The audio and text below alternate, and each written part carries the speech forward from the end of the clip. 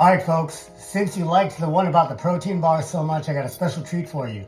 I'm going to explain to you my selection criteria for the sauces that I eat every day.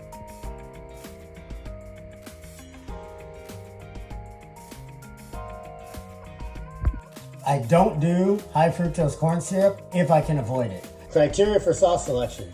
There's 3 of them. The first 2 have 7 distinct categories, and then the third one just has 3 categories. So the first one is calories per serving. A serving of barbecue sauce or hot sauce is typically 2 tablespoons, and 80 plus calories per serving is, for me, unacceptable. That's just too dicey. We're getting into like creamy, like Alfredo. The sauces that in the amount that I eat, especially since there's probably a lot of sugar in there too, even for me, it's gonna be too much sauce. It's gonna get dicey. So I try to avoid those ones. Now, 60 to 80 calories per serving. Those are kind of high, but those sauces are great for days when I'm trying to peak. So in other words, if I'm trying to really just be full of glycogen for like a PT test the next day, or I'm gonna try to PR on the bike, or just completely smash myself lifting, with a high volume back day or something like that. And then also recovery. Some days when I'm just super beat up, I'll go with a higher calorie sauce because obviously I'm going to eat a bunch of it. And then the next morning, I'll probably be like 2-3 pounds heavier of water, but man, do I feel awesome. And I'm just full of glycogen. Like my muscles fill up, like veins are popping. It's great. Then 50 to 60 calories is moderate. That's kind of like my day-to-day. So the sauces that you usually see me, and I'll show you some examples here. We'll go through those later. 30 to 50 is low. So those sauces are usually what I choose for if I'm doing like maintenance volume in terms of food, and then I'm kind of playing with different training things to see how it affects my recovery, my energy levels, things like that. And then also that's kind of the top end that I would use if I was doing a mini cut, right? Because if I'm used to 50 to 60 calories day to day, and I'm having, 8, 10 servings of that, and then I drop it down by 25, 30%, that's gonna cut a great deal of calories and carbs out of my diet. So I can just kind of do a mini cut like that. It's the equivalent for me of what for normal people would be just taking like the soda out of their diet, for instance. Then 15 to 30 calories, very low. Again, I could use that for mini cut. It's a little bit too low for maintenance. That is gonna be for me definitely a cut because I'm used to like 50 to 60 calorie barbecue sauces for most of my meals day to day. But some of those like lower calorie sauces, they just have different tastes and stuff, just for variation. I tend to eat generally the same food, and then I get my variation by switching up the sauces. And so sometimes I just switch them up for that reason. Now, there's the 0 to 15 calorie and then the 0 calorie ranges, and those are the same too. Again, negligible calories. I can eat unlimited amounts of that, use them for mini cuts, use them for taste variations. Sometimes those I'll combine with another sauce because there's just nothing to them. They're mostly vinegar and spices. Now the next criteria is the total carbs. So again, 20 plus carbs per serving is unacceptable. 16 to 20 is gonna be our high range. 14 to 16 is like my day-to-day. 16 to 20, the high range would be like the peaking recovery range. 14 to 16, day-to-day. 12 to 14, that'd be like my maintenance. 10 to 12, and below would be mini cuts and variations of taste. Now, the carb to sugar ratio is pretty simple here, all right? This is a way, and this is probably for most of you, the more useful piece of information from this. you can kind of ballpark how sweet a barbecue sauce is gonna be by this number here, okay?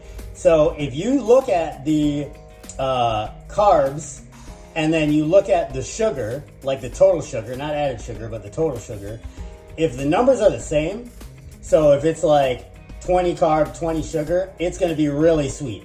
So if that's what you want, then that's the ratio you're looking for.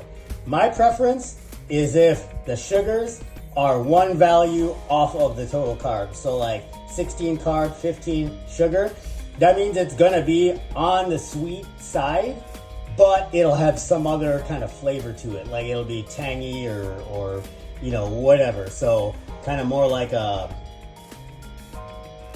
I can't think of a good example. But I'll show you some when we go through them. Then if it's a separation of two values, so like 14 carb and 12 sugar, it's not gonna be that sweet and it'll taste more like something else. So Rufus Tea Honey. So I got this as a gift many months ago and I haven't opened it because this is in the unacceptable category.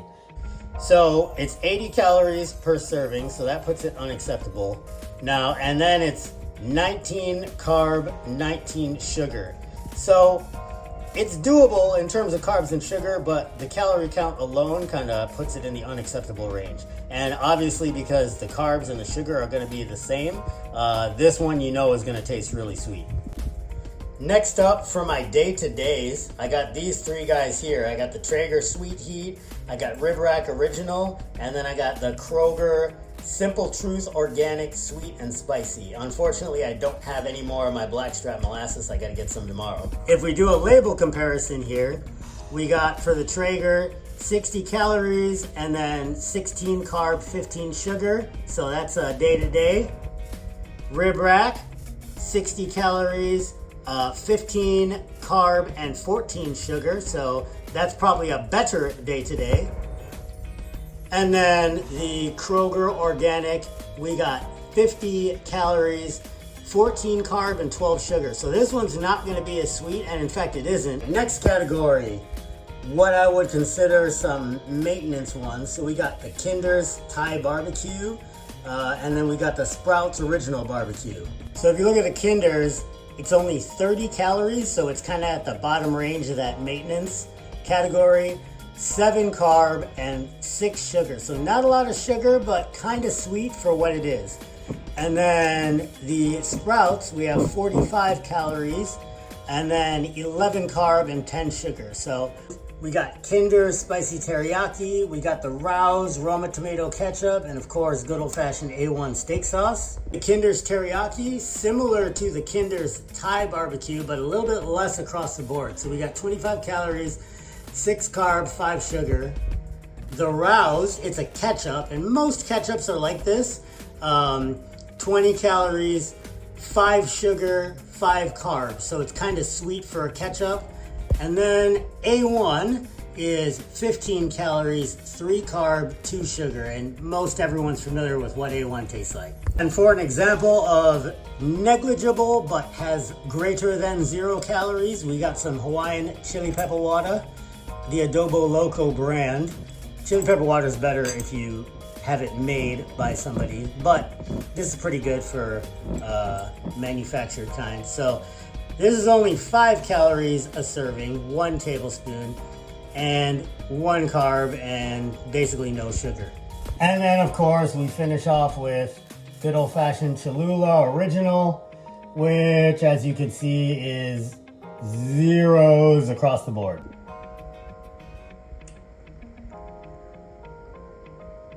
And so folks, that's it. Those are the criteria that I use and some examples of the different sauces that I eat day to day. I think for dinner tonight, I'm gonna go with the Rib Rack.